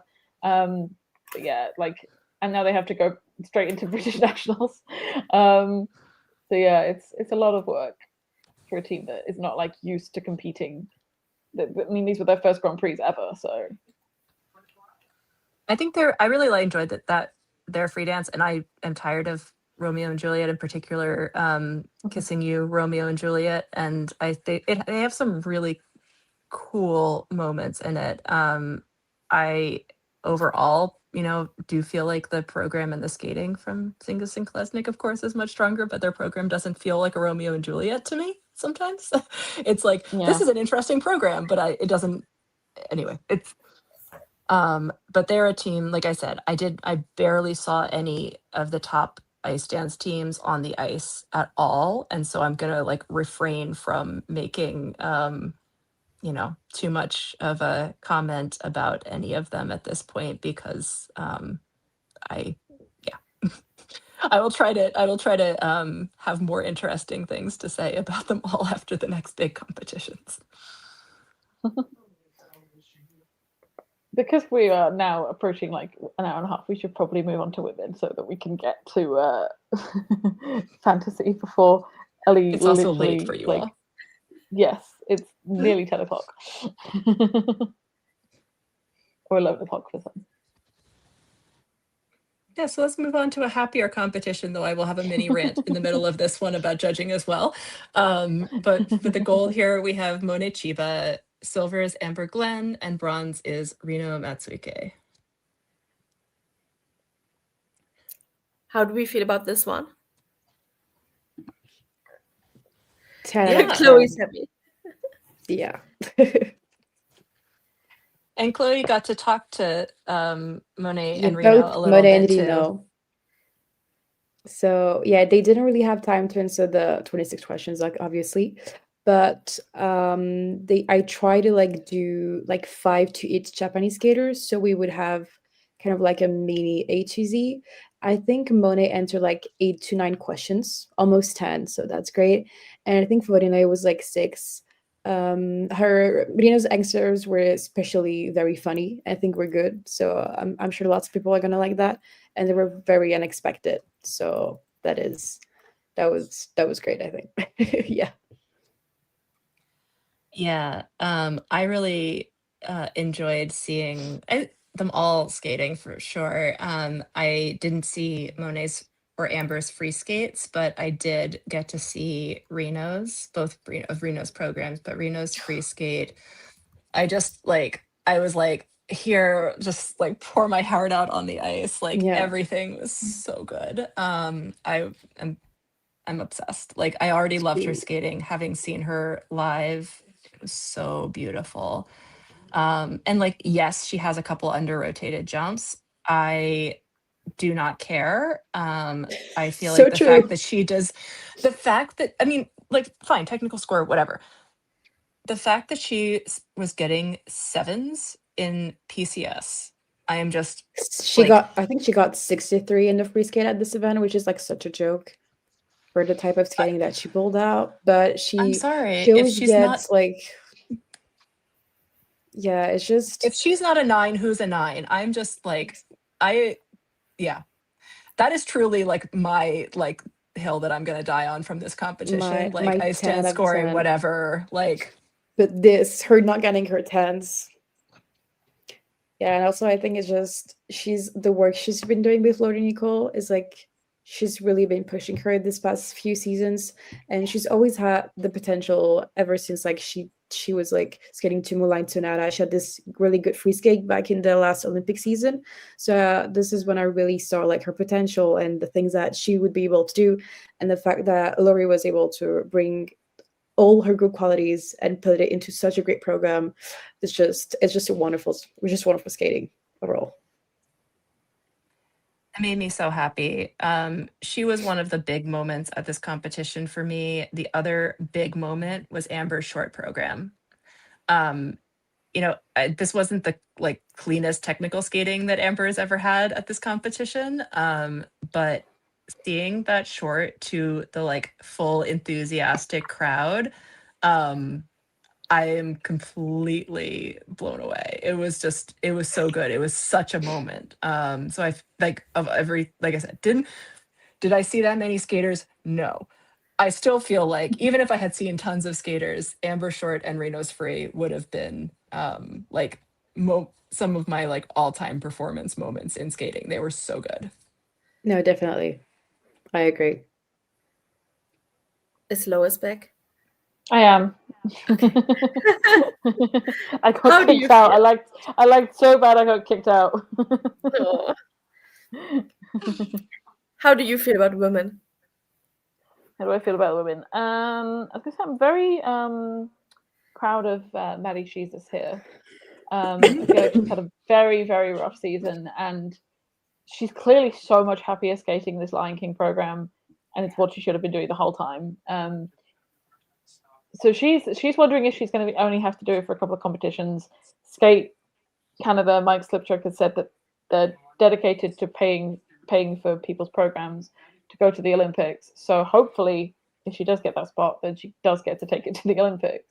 And the free skate doesn't always work out perfectly, but she's found a way to salvage if she does make a problem at the beginning. Then she's able to get through the rest of the skate with minimal kind of issues. So she's figuring it out just in time to get to like nationals and try and secure that spot. But Yeah, you know, while Sarah Gabby Maud did well. Sarah at Maud her- just at landed Warsaw. her triple axel, and Gabby had a good international eye challenge. So it's going to be an interesting battle at nationals. I had a really great time watching the Finnish skaters here. I was really impressed with Olivia Lisko and Ida Karhunen, especially. I thought that they're very different from each other, and they both have some really nice strengths. So that was a lot of fun to watch them. I thought that the Finnish women in their host spots, even though there was some like, I don't know, it seemed a little bit controversial in some ways who was going to get them. I feel like the two of them made a really great showing for themselves, and I thought that Olivia's triple toe like was a really like I love a good triple toe combination, and hers was very satisfying to me. Yeah, they're so different aesthetically in how they skate. They're both very enjoyable skaters. Like they both have kind of a different point of view on the ice. I do think the spot for the Olympics is probably going to go to Ida Korhonen just because she has that more stable tech. But yeah, I mean, I think Olivia put up a really good fight in the short. She didn't have the best free in comparison, but she's such an enjoyable skater as well. It's so interesting to see that like Linnea Sidder is the skater who got them the spot at Worlds and did not even get a host spot here. I know when you go back and look at the Finnish test skate results, she didn't have a good skate. She probably had some kind of injury in the summer or something, but they were very quick to assign those host spots from that test skate when I think she's put up another couple of like 160 skates elsewhere since then, when as opposed to like the 120 she had there. So she probably would have been a better fit for this competition than say like Summer Valitalo. It'd be interesting to see going into like their nationals and their selection numbers where people are at regarding the Olympics. For sure. Yeah. We didn't talk about Monet. I thought Monet did great here. I feel like she is really showing incredible consistency, and that's a fantastic thing. I do think that her tech calls are a bit inconsistent, and it would be nicer if, like, I felt like they were in general that the tech calls were more consistent, but she doesn't usually, it's not in the way that bothers me. Like put it this way, it's usually not in a way that distracts me from enjoying her skating. Sometimes I see the scores afterwards and I'm like, and I feel the same way about many other skaters, but there are some skaters where I'm like, I watch you and I'm like, that jump is ugly and it's impacting how I feel about the program, and I never feel that way about Monet. Yeah. It's hard at this point. It seems like she and Kaori are kind of locking in their spots, and then it'll be interesting to see if anyone of the Japanese women who aren't at the Grand Prix final have a shot. I did really feel for Rion here. She had it was a really rough competition. Uncharacteristic for her. Like she's usually a lot more stable than that. Usually a lot more steady. I do think that fall in the short program really threw her, because it's such one of those fluke falls where you just fall in such an odd way that you're like, how the hell did that happen? Yeah, I think also she had so much pressure because in the criteria for the Japanese Olympic selection, you have to make the Grand Prix final to be considered. So she had that extra pressure of not only making the final, but also it's like a stepping stone towards that Olympic spot. So now she's kind of like, she's not in like the top contender, but anything could happen at nationals. But it's just that it's a major criteria. So the fact that she lost it, even though she was so close and she started out very well, she said that she was nervous, and even in the mix when she was crying after both programs, it was just very heartbreaking to see her like not being able to switch her mindset from the short and just not being able to show like everything that she's been practicing so far. It was just very sad. Yeah, for sure. I still enjoy her skating a lot. I think this was the first time that I'd seen her live, and I appreciated her. And then I also felt like Brady Tennell here is, still very much in the like outside chance of making the Olympic team, but she is fighting, and I do really appreciate how hard that she is pushing to get herself into that conversation. She's still, not breaking 200 like the others are, but I think the fight she has is really impressive to me. I do sadly think unless somebody comes down with a late injury, God forbid, hopefully not, I don't think she's making it, which is it's sad because she's not obviously going to make it to another Olympics. And she's fought so hard to come back from so many injuries to get to a very competitive place. I mean, she is one of the alternates for the final, which is also like nothing to scoff at. I don't love the free skate. I love the short program and like the meaning behind it. We've already said what we need to say about mission programs. But yeah, it's just, it feels like the women's Olympic team is locked in at this point. And she's just kind of banging at the door, but they're not going to let her in.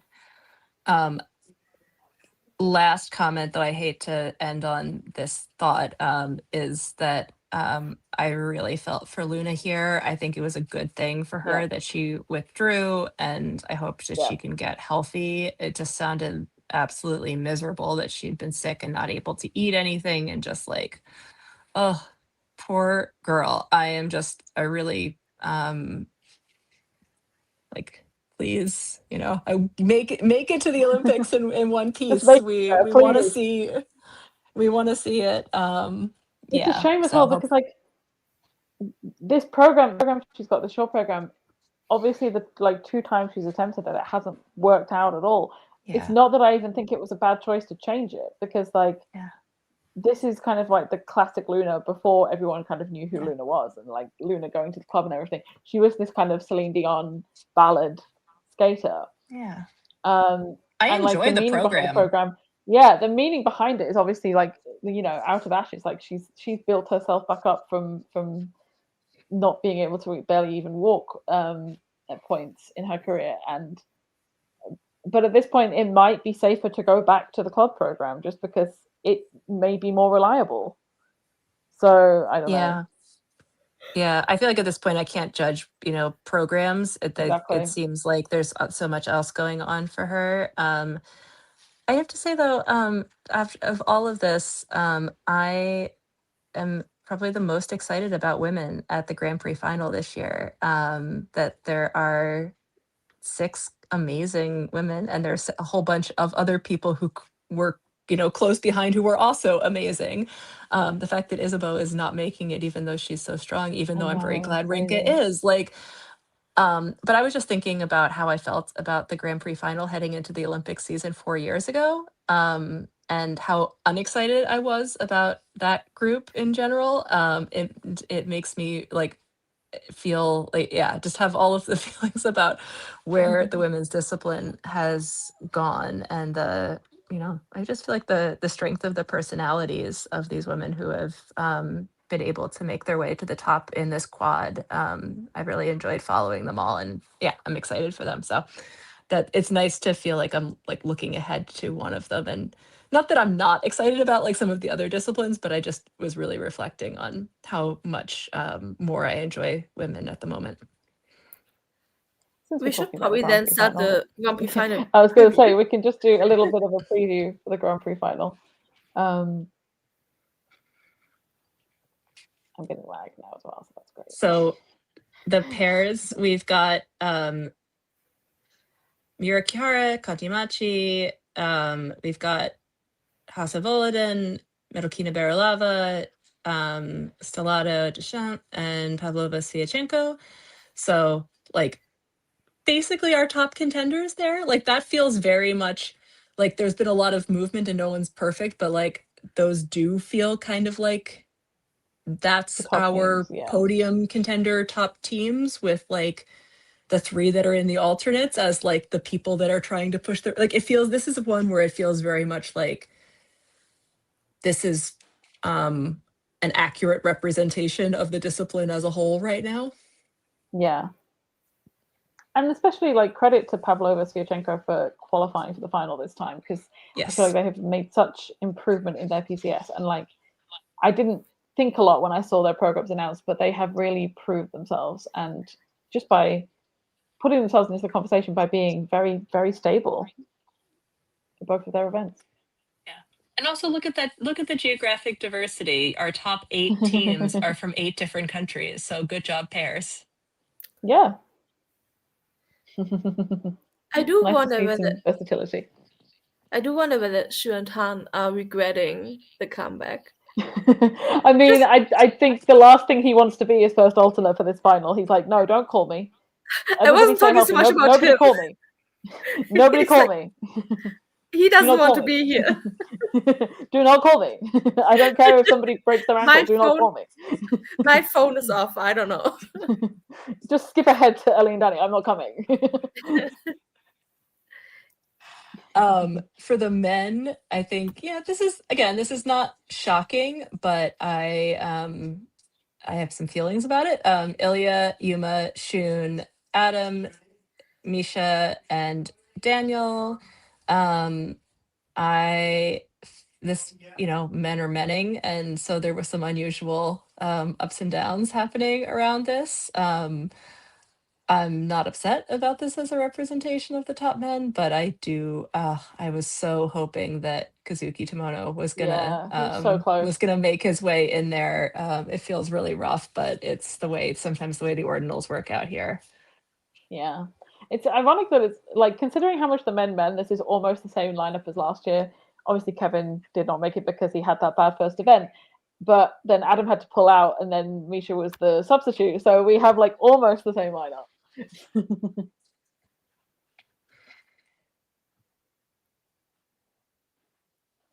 And then, okay, so for dance, we've got Maddie and Evan, Lawrence and Guillaume, Lila and Lewis, Piper and Paul, Allison and Solius, and Amelia and Vadim. And so, some very wild, surprising... like nobody would have predicted this lineup. Like if like the beginning of the Grand Prix when everyone's assignments were announced, nobody would have ever foreseen Allison and Sol and well, maybe Amelia and Vadim, but it would have been debatable.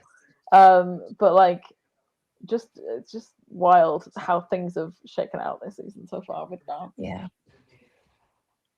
for sure. And lots of favorite teams that are not making it, which is sad. But hopefully teams that will use that time to figure out what they need to figure out, to try to push up again. And then for the women, we've got Monet, Kaori, Amber, Alyssa, Ami, and Rinka. So yes, the annual US Japanese. It's not Japanese nationals plus Amber the guest. She's brought along a friend, which is also Alyssa this time. Yeah. I think the only surprise that I have coming in here again is I think Isabeau not making it. I think again, Ami really showed herself off in this season, yeah. And then the fact that there are no Korean women here, I do think is a bit surprising. Like they're for the depth of the talent that there is in Korea and multiple world medals in the recent years, that we're not seeing that is interesting. And I wonder if that'll change later in the season, or if this is kind of where we're headed. Yeah, I wouldn't be surprised to see Chaeyeon make her way back up if she can find that consistency after her injury. She just wasn't there for the start of the season. I'm not even that much of an American stan for in general, but I do have to say, like, the fact that there were 4 American women in that top 9 is a kind of amazing, given where US women were in the past. For sure. I love that We have there's no juniors. diversity in juniors. Juniors What? is Canada and It's China. mad. These are We have like and then the whole US. every country possible in senior pairs, and then junior pairs. It's like this is a Canada-Canadian convention. I mean, honestly, it's kind of interesting though in terms of like who develops pairs, teams, and pays attention to developing junior pairs versus who kind of manages to pull together one really good team. Like, I don't, it is an interesting dynamic to see that, because they're not necessarily that all of these teams are going to make it to senior, but also, but just and then big three props to Ava and Yanni. in the ultimates. Yes, yes. So we have Ava Kemp and Jonathan Lazarov, Wang He Zhang and Wenjing Feng, Rigo and Yuan Zhang, Jasmine DeRoches, Kieran Thrasher, Julia Quattrocchi, and Etienne Lacasse, and Yuxin Chen and Yinbo Dong. Thank you. I probably screwed up all of those pronunciations because I cannot do Chinese. And then for the women, we have Mao Shimada, Yuja Kim, Miyuka Oka, Mei Okada, Sumika Kanazawa, and Yuseong Kim. We have twins. We have the twins in the final. Yay. Oh, Finally. I love They've it. tried so hard for so long. I'm trying to. Oh, they are the twins. I'm trying to. I tried Try to so find them. hard to match up the names. I mean, to be fair, Too Kim is a creative. quite. I think Kim is a quite common name. To be fair. True. So yeah, are any of them going to be seniors next season? Mao Shimada will be finally senior next year. Mm-hmm. I'm very interested to see what happens in the final, because obviously she did not just have the best skate. Obviously she won Junior Japanese Nationals, but she did not have the best skate, and she was beaten by Miyuko in the free skate. So there is potential for her to be beaten for the first time ever, I think, in her international career. Yeah, they had like an 8-point gap, which is a lot in the free skate. So Very surprising.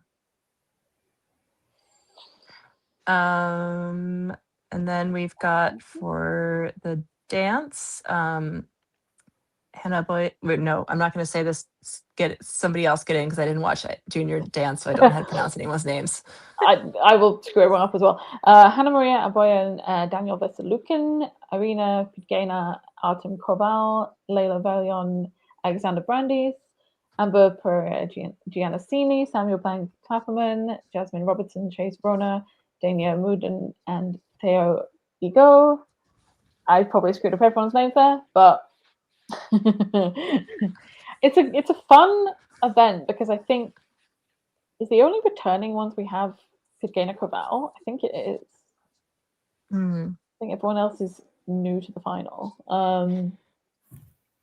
And I'm just remembering that I've seen Valen Brandy's program during like the one Junior Grand Prix event that I watched, and I really liked it. So that was like, yes, but the free skate is very interesting.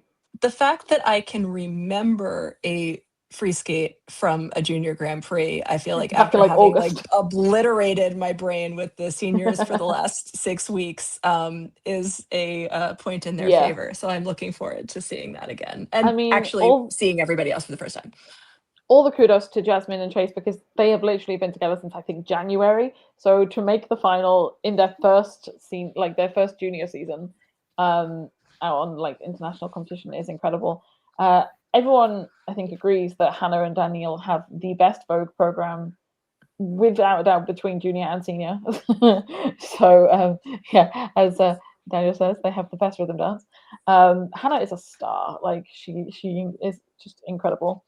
I think probably Irina and Alta might be going up to senior next year, but I don't know if anyone else is.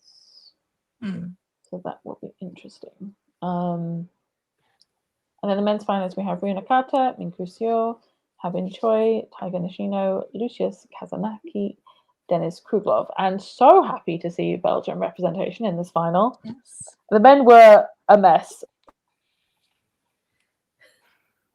They were definitely a mess. I really like Taiga Nishino. I'm excited to see more of him not that I don't like any of the others. It's just like, again, who has still stuck in my mind after this time, and I remember how much I enjoyed him. Daniel is also saying everybody should watch Hannah and Danny. It's, what is it? Free skate, probably. Yeah.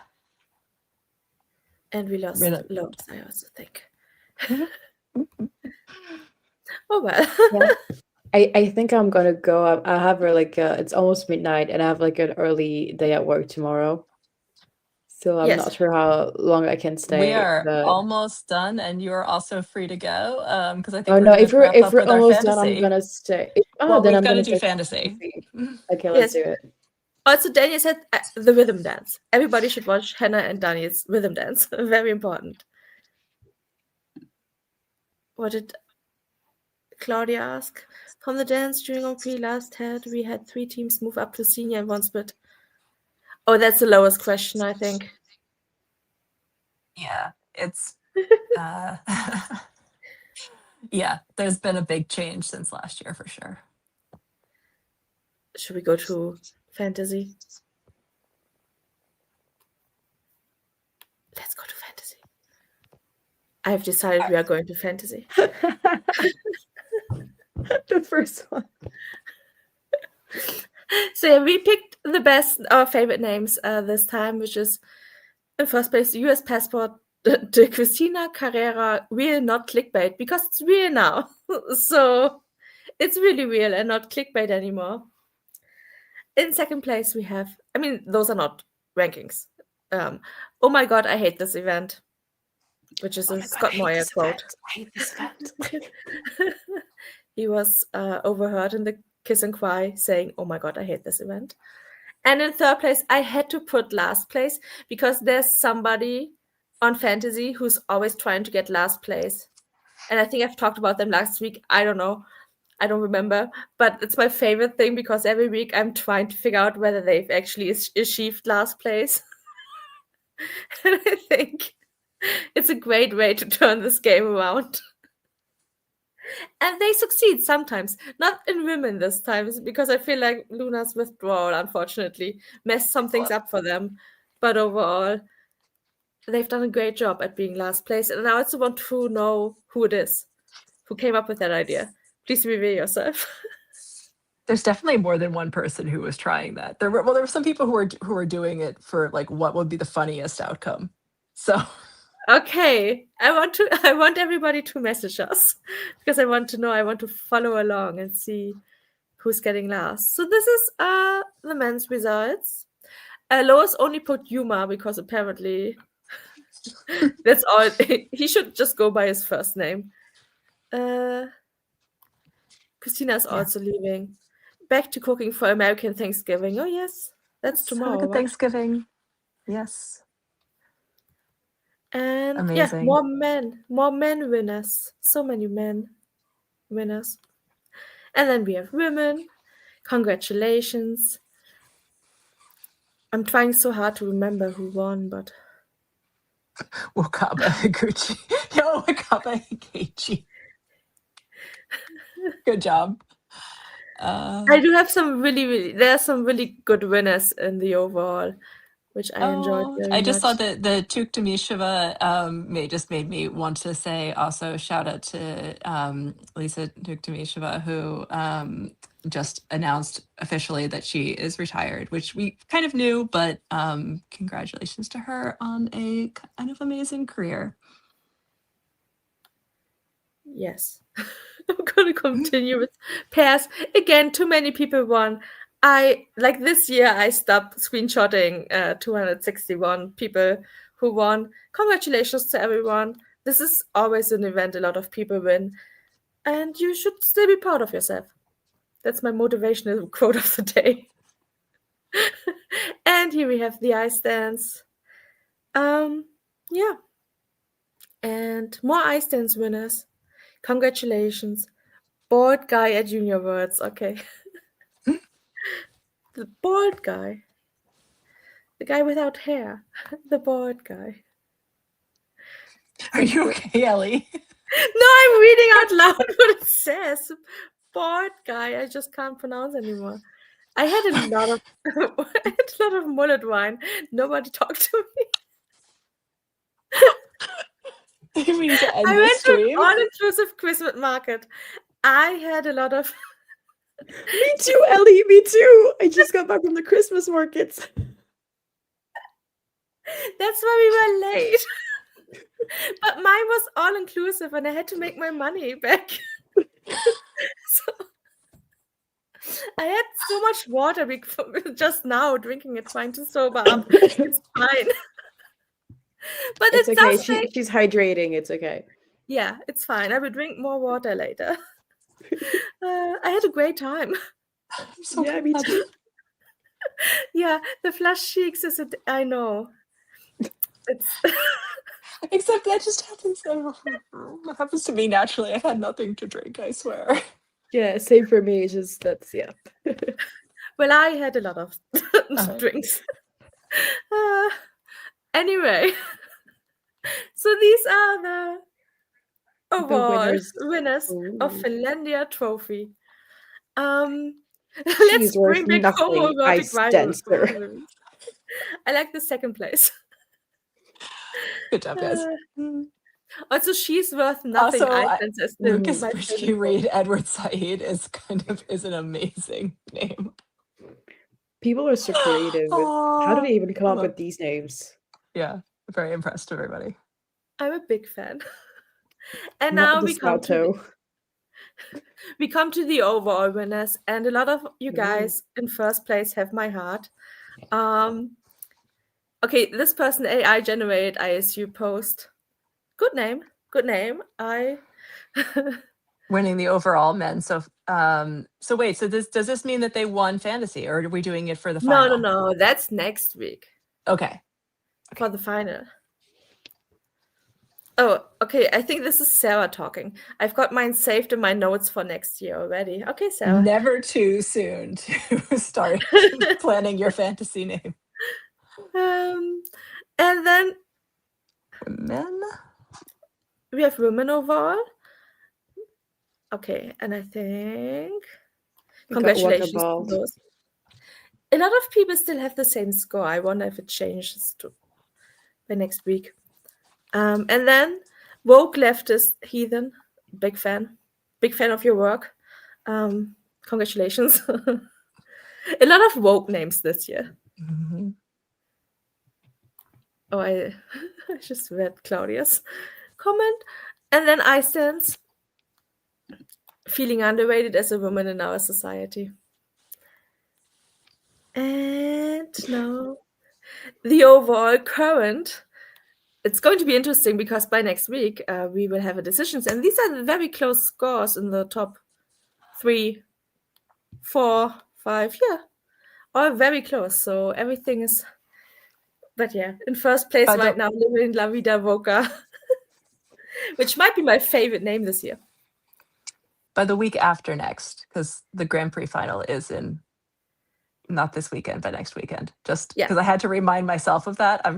In case anybody else is bad at telling time. So yeah, we will reveal the results in 2 weeks, whenever the next live stream is. Yes. And then we would also like. Oh, do I not have a slide for that? I do. We would like to thank Adam Reisinger, as always, for having a producer tier on our Patreon, which everybody can join. And I think you should, because it's really fun. We had a lot of interesting conversations this time about all of the controversies and some of the things we can't really say on the live stream. So you can join for as little as €1 per month, £1, $1, something like that. And you can participate in very controversial conversations.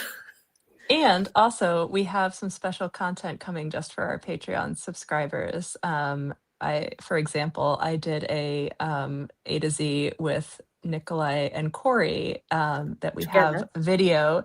Yes, together. They were exactly as hilarious as you would think that they would be. And so that video is going to be a Patreon only, at least initially. So you definitely want to be subscribed. So that would be very interesting. And you can also follow us on all social media websites. We are on Bluesky, on Twitter, X now, on Instagram. Everything is linked in the bio below in the comment.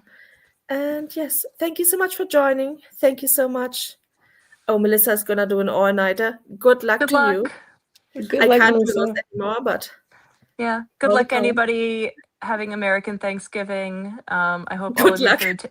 I hope all of your food tastes good, and that you only get into arguments with your family about skating. I was about to say good luck with your families. Yeah. Hopefully it will be fun. And yeah, thank you so much for joining. Again, shout out to Adam. Thank you so much for everything. Who I And met at Skate America, which was awesome because I actually met Adam for the first time in person. yes. And also I mentioned, I think last week, that you all did the got together to support trans rights, which was very nice. Bye. Bye everyone. Bye.